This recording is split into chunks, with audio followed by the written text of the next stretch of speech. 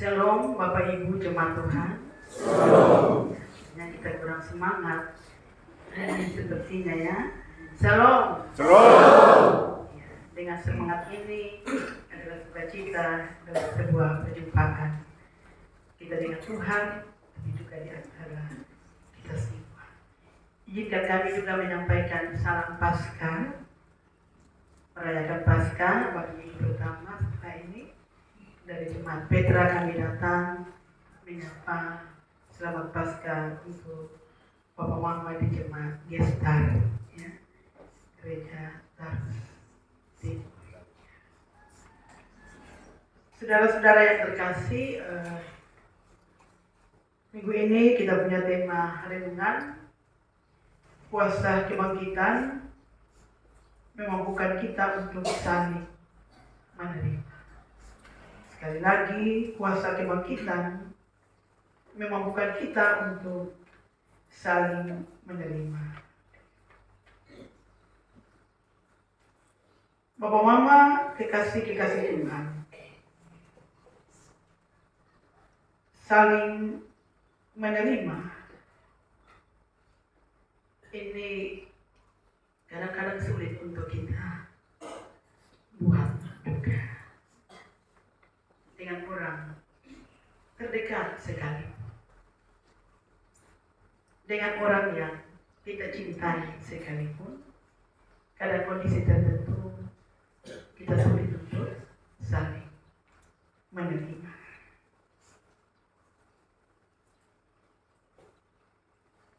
Saling menerima ini adalah hal yang penting bagi kita semua di dalam hidup dan kehidupan kita.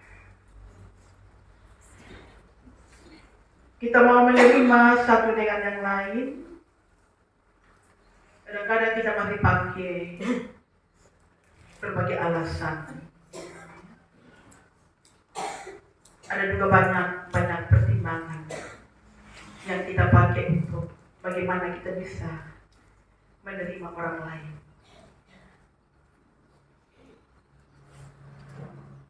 Pertimbangan, ada banyak alasan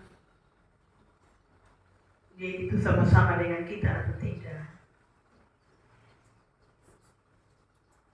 Dia menguntungkan atau tidak. Ke depan dia bisa punya pengertian atau tidak. Dan mungkin masih banyak lagi alasan. Dan juga begitu banyak pertimbangan ketika kita mau menerima seseorang ataupun menerima pikiran atau pendapat mereka. Namun firman Tuhan menegaskan kepada kita semua bahwa hal saling menerima itu saling mendukung, saling menolong. Itu sesuatu yang bersifat wajib. Bahwa orang-orang yang kuat itu wajib menanggung kelemahan orang yang tidak kuat. Ayat yang pertama. Kita yang kuat wajib menanggung kelemahan orang yang tidak kuat.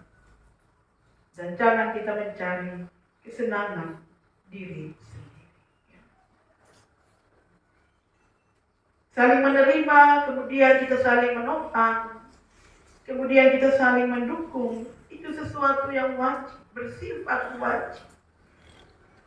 Bapak Mama, saudara-saudara, kalau sesuatu yang bersifat wajib, itu harus kita lakukan di dalam kehidupan kita. Maka di setiap tugas-tugas tanggung jawab wajib untuk kita lakukan. Kalau kita tidak lakukan, kita menjadi orang-orang yang lalai dalam sebuah panggilan, dalam sebuah tugas tanggung jawab. Maka juga dalam setiap pengutusan kita. Orang yang kuat wajib menanggung yang tidak. Rasul Paulus meminta kepada jemaat-jemaat yang ada di Roma untuk mereka juga bisa saling menerima satu dengan yang lain. Mereka saling menerima, saling mengakui saling menopang, saling mengisi, saling melayani, menerima keadaan apa adanya. Kalau memang ada yang kurang, kita saling melengkapi. Kalau ada yang kurang, kita saling untuk mengisi. Paulus menekankan hal itu kepada jemaat Tuhan yang sedang ada di Roma, untuk mereka saling menerima. Pergumulan yang sedang mereka jalani saat itu adalah di mana ada perbedaan-perbedaan pandangan, perbedaan-perbedaan pikiran di antara mereka, yaitu di tengah-tengah kehidupan jemaat Kristen Yahudi, dan juga kehidupan di tengah-tengah jemaat yang non-Yahudi, dalam hal ini bagi jemaat Kristen Yunani.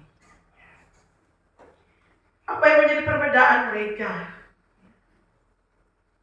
Ada pikiran-pikiran, pandangan yang berbeda di antara mereka, yaitu mengenai dengan keselamatan, mengenai dengan kebenaran, mengenai dengan soal makan dan minum. Soal makan dan minum kita bisa lihat bagian bacaan kita sebelum bacaan kita hari ini. Kita bisa baca, jangan memberi batu sandungan, temanya, dan seterusnya. Mereka juga mempersoalkan ada perbedaan-perbedaan pikiran, pandangan tentang hal-hal di sekitar itu. Tentang keselamatan atau kebenaran, tentang soal makan dan minum, tentang soal hari-hari raya, dan seterusnya. Di mana orang-orang Kristen Yunani, mereka merasa bahwa mereka adalah kaum yang kuat. Kuat dalam hal ini, kuat di dalam iman. Di mana mereka berpendapat bahwa keselamatan itu adalah anugerah Allah yang diterima secara cuma-cuma.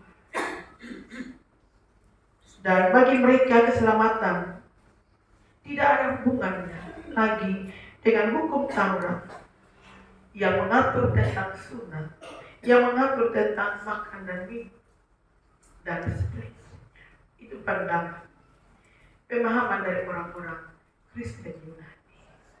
Mereka merasa mereka kuat di dalam iman, mereka sudah jauh mengerti tentang keselamatan itu yang adalah anugerah. Tetapi orang-orang Kristen Yahudi juga, mereka juga menganggap diri mereka paling rohani. Masing-masing dengan pendapat, pikiran mereka. Mereka juga menganggap diri mereka ini paling rohani. Dan mereka menganggap orang-orang Yunani itu sebagai orang yang tidak rohani.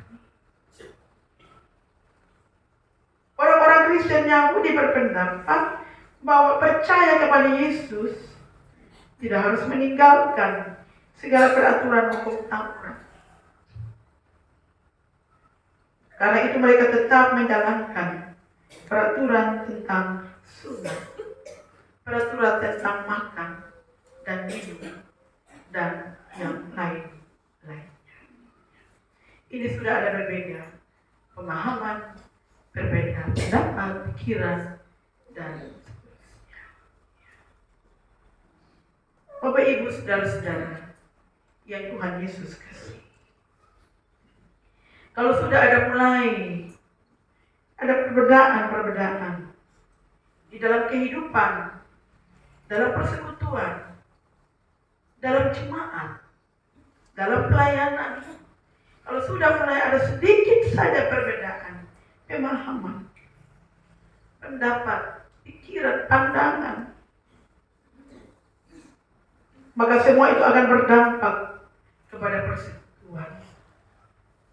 Semua itu akan berdampak kepada pelayanan. Semua itu juga akan berdampak kepada kasih di antara kita semua, di antara jemaat Tuhan. Dia punya dampaknya juga ada. walaupun sedikit, tetapi ada dampak. Terhadap persekutuan, pelayanan, kasih mesra, terhadap relasi di antara kita, dan semua yang seringkali kita jalani. Tidak saja bagi jemaat saat itu orang Kristen Yahudi dan Yunani, tapi juga seringkali perbedaan pikiran itu juga ada dalam kehidupan kita yang bisa juga berdampak pada setiap kehidupan, persekutuan, pelayanan, relasi, dan seterusnya. Karena itu Rasul Paulus menasihati jemaat agar jangan saling menghakimi. Jangan saling menghakimi siapa paling rohani, siapa yang tidak rohani, siapa yang lebih kuat iman, dan siapa yang tidak. So, Paulus menasihati jemaat untuk tidak saling menghakimi, tapi saling menerima satu dengan yang lain. Rasul Paulus menolong mereka untuk bagaimana mereka lebih berpikir, saling menerima untuk saling menguatkan, saling melengkapi. Ada yang kuat bisa melengkapi, bercerita tentang sebuah kebenaran untuk mengisi yang lebih. Mungkin ada juga yang belum tahu lebih jauh tentang sebuah kebenaran. Ada yang mungkin sudah terlebih dahulu membaca dan memahami. Rasul Paulus bilang, jangan kita saling menghakimi, tapi yang lebih baik saling menerima. Yang lemah juga menerima bahwa ada yang masih kurang. Yang kuat juga menerima kesempatan untuk berbagi. Kita saling mengisi, saling menopang dalam setiap kehidupan, dalam setiap pelayanan. Jangan masing-masing orang mencari kesenangan sendiri. Jangan masing-masing orang mempertahankan pendapatnya. Jangan masing-masing orang sampai kepada kepentingan diri sendiri. Tetapi harus melihat di antara kita harus saling menerima untuk saling melengkapi. Jangan masing-masing orang, masing-masing kelompok mempertahankan pendapatnya, mempertahankan pandangannya. Tapi apa yang baik, mari kita saling menerima, saling mengisi, memperkaya hidup, persekutuan, pelayanan, pembangunan iman, pembangunan fisik, dan banyak pergumulan yang masih akan terus kita jalani bersama-sama. Jangan masing-masing kita mempertahankan apa yang kita pahami untuk diri kita sendiri. Dan belum tentu bagi orang lain, apalagi bagi Tuhan, itu adalah sesuatu yang benar. Paulus bilang bahwa untuk semua yang baik, dia punya jawaban hanya satu. Ada belajar dari teladan kehidupan Yesus. Paulus bilang daripada kita mempertahankan siapa paling rohani, siapa yang paling kuat iman, mari kita belajar bersama-sama. Daripada kita berbeda pendapat, masing-masing mempertahankan semua. Lebih baik mari kita belajar dari teladan kehidupan Yesus. Itu yang paling penting. Itulah jawaban untuk kita semua dalam kehidupan dan pergumulan. Bahwa dalam segala kehidupan pelayanan, dia tidak mencari kesenangan diri sendiri. Kita belajar dari teladan Yesus itu. Dalam kehidupan, dalam pelayanan, sedikit pun Yesus tidak pernah mencari kesenangan dirinya sendiri. Dia siap untuk berkorban bagi saudara dan saya, bagi kehidupan manusia, bagi orang-orang yang kuat juga, bagi orang-orang yang lemah. Dia siap untuk berkorban. Mama kalau kita renungkan, kalau Yesus juga, dia hanya untuk kesenangan dirinya sendiri. Untuk apa dia capek-capek dalam sepanjang perjalanan salib sampai di atas puncak Golgota, penderitaan yang cukup berat, tapi dia tidak mencari kesenangan diri sendiri, tapi dia mau berkorban. Dia juga mau menerima kehidupan kita semua yang berdosa, yang lemah, yang tertindas dalam segala pergumulan. Dia mau memulihkan kita, menerima kita. Dia mengerjakan keselamatan besar, memulihkan segala keadaan kita, dan semua kita diselamatkan oleh Tuhan. Karena belajar dari teladan kehidupan Yesus. Banyak yang masih mencari kesenangan diri, dia mempertahankan segala kekuatannya.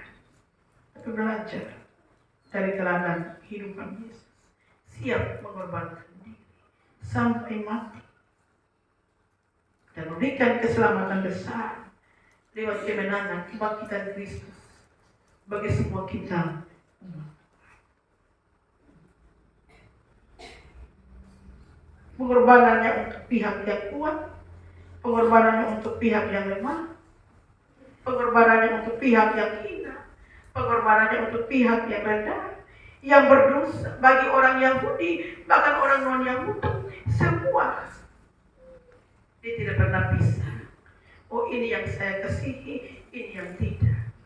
Ini orang yang benar, ini yang tidak. Ini yang setia datang gereja, ini yang tidak.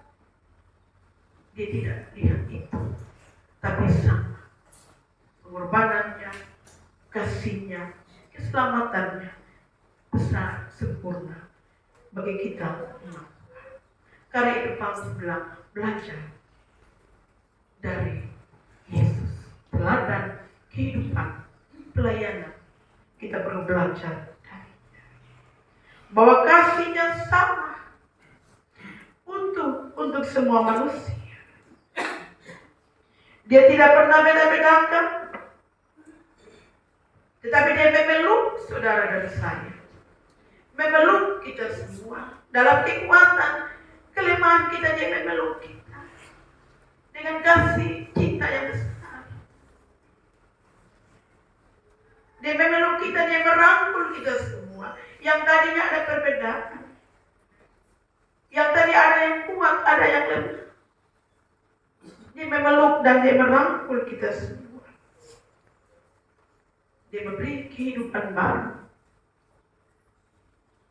Dia juga memberi semangat yang baru. Berita Paskah ya, kehidupan baru, semangat yang baru. Bahkan dia juga memberikan pemahaman-pemahaman yang baru bagi kita. Mungkin tadinya kita berdebat dengan pemahaman kita yang terbatas, yang masih pakai yang lama, yang baru. Kita dipulihkan untuk pengertian yang baik, pemahaman yang baik, hikmat dan segala akal budi yang baik. Dia juga anugerahkan bagi semua kita anak-anak Tuhan. Setelah dia merangkul kita, dia memeluk kita, merangkul. Dia juga memberikan segala pengertian yang baik, supaya kita dapat melanjutkan hidup kita, pelayanan kita. Kita mengerti tentang sebuah kebenaran di dalam Yesus Kristus, supaya kita juga berpikir, bertindak, tidak mengikuti kesenangan diri kita, tetapi kita mengikuti kebenaran Yesus Kristus. Apa yang benar, itu yang kita katakan. Apa yang benar, itu yang dapat kita kerjakan tiap-tiap hari di dalam hidup kita. Kalau satu datang yang dia punya, dua datang dalam kebenaran diri masing-masing, kita tidak akan mengalami satu kemajuan, tidak akan sampai kepada tujuan, maka tidak akan ada sebuah pembaruan. Tapi dia yang bangkit itu telah memberikan kehidupan yang baru, bahkan pemahaman yang baik, hikmat pengertian yang baik untuk kita hidup berkenan kepada Tuhan dalam kebenaran Yesus Kristus dan mau melakukan apa yang Dia kehendaki bagi kita semua. Supaya tugas-tugas kesaksian kita, apa yang kita beritakan, apa yang kita saksikan, semua itu adalah sebuah kebenaran. Kebenaran yang kita sampaikan, akan orang yang menerima kebenaran pun nama Tuhan dipermuliakan. Kristus harus menjadi yang utama, Bapak Mama, Saudara-saudara. Dan kehendak atau kebenarannya harus tetap menjadi kebenaran yang sejati. Karena itu kita harus baca Alkitab, firman Tuhan, baru kita bisa lihat kehidupan. Kadang-kadang kita lihat kehidupan di dunia, baru kita mulai bandingkan dengan firman. Baca dulu, supaya kita dapat oleh dasar, kekuatan, pemahaman, pengertian yang benar. Supaya menjadi kebenaran yang sejati untuk kita menjalani hidup. Maka menjalani sebuah pergumulan, tugas tanggung jawab, tantangan sekalipun, firman Tuhan menjadi kebenaran yang sejati. Jika ketika kita ada di tengah dunia yang penuh dengan pergumulan, penuh dengan tantangan, bujuk rayu dunia, kebenaran itu tetap menjadi kebenaran yang sejati, yang akan menolong kita kuat iman dan percaya untuk menghadapi segala pergumulan tantangan di tengah-tengah dunia ini. Karena itu membaca firman setiap hari sebagai santapan rohani itu hal yang sangat menolong kita semua. Berbicara tentang kebenaran, menyampaikan kebenaran, bukan pikiran pendapat kita yang menjadi utama. Itu akan sangat menolong kehidupan kita, bahkan seluruh pergumulan pelayanan kita. Karena itu semua kita manusia, kita datang dan tunduk kepadanya. Bahwa Yesus pun dalam kerendahan hati, Dia tunduk kepada perintah Bapaknya. Kita harus tunduk kepada Dia. Kita yang kuat, yang hebat dalam segala hal.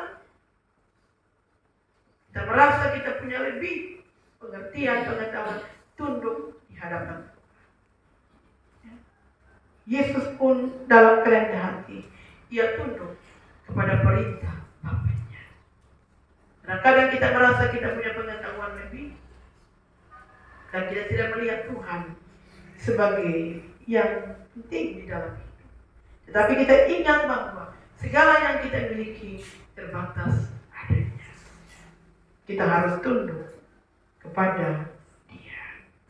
Yesus saja tunduk dan taat kepada perintah Bapa, sehingga Ia mampu dikuatkan oleh Tuhan Allah Bapa untuk menjalani tugas-tugas pengutusan untuk keselamatan yang besar bagi dunia ini. Bapak, Mama, Saudara-saudara, jemaat Tuhan yang terkasih,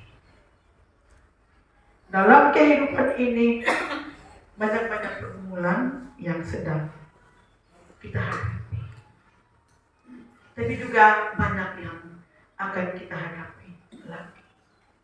Kadang-kadang kita rasa hari ini sudah selesai, tapi besok akan ada lagi. Hari ini satu pergumulan kita merasa sudah, besok dua datang lagi. Jangan kita kecewa, jangan putus asa. Tuhan mengizinkan semua itu tidak menyusahkan kita, tapi justru menolong kita semua. Banyak pergumulan sedang dan akan terus kita jalani bersama-sama dalam lingkungan kehidupan kita, pelayanan kita, kebersamaan kita. Masing-masing kita dengan pergumulan kita. Masing-masing kita dengan kemampuan untuk menjalani semua. Dan dalam kondisi seperti ini, apakah kita akan saling menerima dan saling menolong? Atau maka kita akan saling melepas. Oleh karena berbagai pertimbangan yang kita miliki dalam kehidupan kita.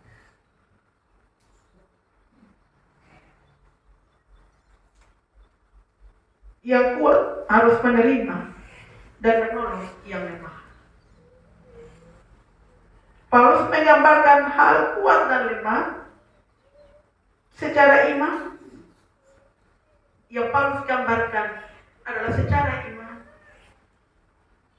Yang kuat harus menolong mereka yang lemah. Tetapi juga dalam kehidupan kita, yang kuat dan yang lemah, kita harus saling menolong, saling menerima dalam berbagai aspek kehidupan kita. Paulus tekankan masalah iman saat itu. Tapi kondisi yang sedang kita jalani dalam segala aspek kehidupan kita, tidak saja iman, tapi kehidupan jasmani, kita harus saling menerima, saling menolong, saling melayani, saling melengkapi di dalam kehidupan kita semua. Kita saling menerima. Selalu harus ada pengakuan kepada yang lemah. Kita saling menanggung beban, menanggung pergumulan bersama. Dan itu tugas bagian yang Tuhan utus kita juga ada di tengah-tengah kehidupan dunia ini. Nah, kita tidak hidup untuk diri kita sendiri. Kita juga hidup untuk berbagi kasih dengan sesama kita, dengan saudara kita, sahabat kita, siapapun. Bahkan Tuhan bilang musuh sekalipun, ya, kita harus kasih senyum. Sebelum doa, paling kurang senyum, ya. Ada senyum dari musuh. Berkelahi besok ketemu langsung senyum, ada kode gestar. Tuhan bilang musuh sekalipun, kita harus menerima. Menyakiti sekalipun kita harus siap menerima. Ini ya sebuah pergumulannya, sesuatu yang berat. Tapi Tuhan sedang melihat kita. Dia utus kita dan Dia lihat kita sejauh mana perbuatan kasih kita, sejauh mana kita bisa menerima, merangkul dan memeluk saudara kita, sahabat kita, suami kita, istri kita, anak kita, orang tua kita, teman sepelayanan kita. Tuhan lihat sejauh mana kita bisa menerima, memeluk, merangkul dengan penuh kasih.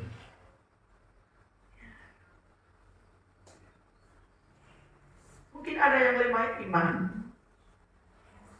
Mari kita kuatkan. Kita pergi ajak datang gereja. Kita tidak usah bilang Tuhan susun tanya mulai. Seolah-olah kita mulai kuat, ya. Hari masih ada kesempatan. Mari kita pakai kesempatan. Tuhan panggil 1 kali, 2 kali. Jangan tunggu panggilan beribadah, ya. Itu susah nanti. Kita diajak. Mungkin kita sudah duluan datang gereja. Diajak dalam rangkulan kasih. Jangan bilang, weh, orang tanya lu begitu. Kasih penghiburan, penguatan. Ini terus. Dan kita bilang paling hebat so. Sebelum jam 6 saya duduk duluan, gitu. Ya. Dan hal-hal yang lain, mari kita saling menguatkan. Mari kita saling merangkul. Kita saling mengajak.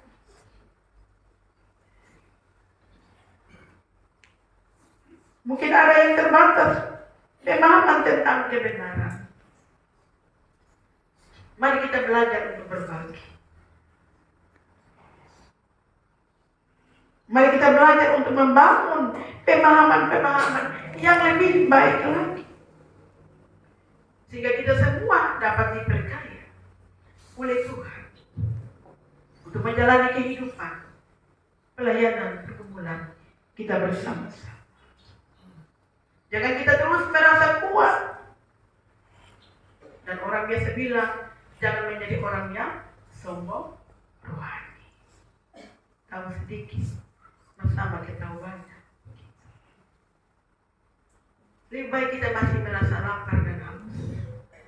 Jika kebenaran hikmat kita mencari, kita menemukan, kita saling mengisi dan melengkapi. Baca sepotong, mana jadi umum. Apalagi kalau ada yang tambah angguk lagi.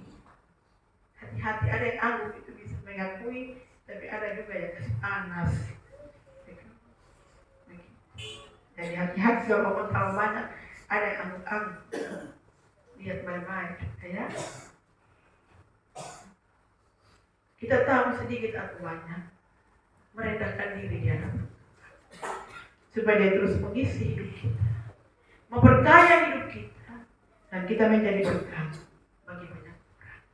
Sekali lagi jangan menganggap diri kita lebih kuat, lebih besar, lebih bisa, dan mengalami kesombongan rohani. Dan kita yang lemah pun, kita yang lemah juga harus siap membuka diri untuk menerima. Dan ada yang mau datang untuk kita berbagi, terima kesempatan itu. Jangan merasa diri. Dan kadang kita gengsi juga ya, Bapak Mama. Kita sudah tahu lagi itu merasa gengsi. Tapi kalau ada yang Tuhan utus datang sebagai sahabat yang baik, untuk kita saling mengisi, melengkapi, mari kita belajar. Kita juga siap membuka diri. Besok tahu ini yang utama seperti apa. Mari kita berdoa supaya Tuhan kasih hikmat bagi kita. Kita belajar terus untuk melengkapi kehidupan dan pelayanan kita. Jemaat Tuhan yang terkasih, mari secara iman kita saling menguatkan, tapi juga secara fisik. Karena hidup kita tidak hanya mendoakan, tapi kita juga harus pergi dan memberi mereka makan. Kita tidak saja berdoa untuk mereka yang sakit, tapi kita juga harus hadir dan menolong mereka, menghibur mereka, menguatkan mereka, menopang mereka. Ada yang butuh makan, ada yang butuh dukungan doa, ada yang butuh uluran tangan. Mari kita saling melengkapi, menguatkan. Bahwa kita tidak saja mendoakan, tapi kita juga ada dalam sebuah tindakan. Pergi dan berilah mereka makan dan minum. Menolong mereka dalam setiap kehidupan. Ada bencana di mana kita hadir. Ada juga yang mungkin butuh biaya pendidikan. Mari kita menjadi sahabat untuk berbagi kasih. Dan masih banyak lagi pergumulan kita. Ada pepatah yang mengatakan, berat sama kita pikul, ringan sama kita cincin. Jangan yang kuat tetap kuat atau tambah kuat. Dan yang lemah semakin lemah. Yang lemah semakin diabaikan. Ya. Yang kuat berat sama dipikul, ringan kita jinjing sama-sama. Senang sama-sama, susah sama-sama. Jangan yang kuat tambah kuat, yang jaya tambah jaya, dan yang lemah semakin lemah. Bahkan yang kita abaikan, kita singkirkan di dalam kehidupan kita. Tidak ada pengakuan sedikit pun bagi mereka yang lemah dan tak berdaya, bagi mereka yang miskin dan lara. Karena tidak ada pengakuan sedikit pun, apalagi mau menerima dan menolong, berbagi kasih dengan mereka. Karena itu berat, mari kita pikir. Pergumulan apapun menjadi pergumulan kita semua. Jika ketika ada yang tersenyum, itu menjadi senyuman sukacita kita semua. Kasih mesra harus ada bagi kita semua. Damai sejahtera yang telah Dia kerjakan bagi kita, mari kita rawat baik-baik. Menjaga itu dalam persekutuan hidup kita sebagai saudara-saudara di dalam Yesus. Kita merawat semua yang baik yang telah Dia kerjakan bagi kita. Kita merawat itu sebagai satu keluarga Allah. Family day, kita rawat itu baik-baik. Sehingga apa yang kita rawat itu dengan baik menjadi bagian sukacita kita semua. Baiklah kita juga saling menolong di dalam doa. Jangan lupa untuk semuanya itu. Mari kita juga saling menolong. Mengingat satu dengan yang lain di dalam setiap doa kita. Dan kita percaya bahwa Roh Kudus yang menolong kita agar kita semua berlimpah-limpah dalam pengharapan sambil menanti kedatangan yang kedua kali. Tuhan menolong kita semua.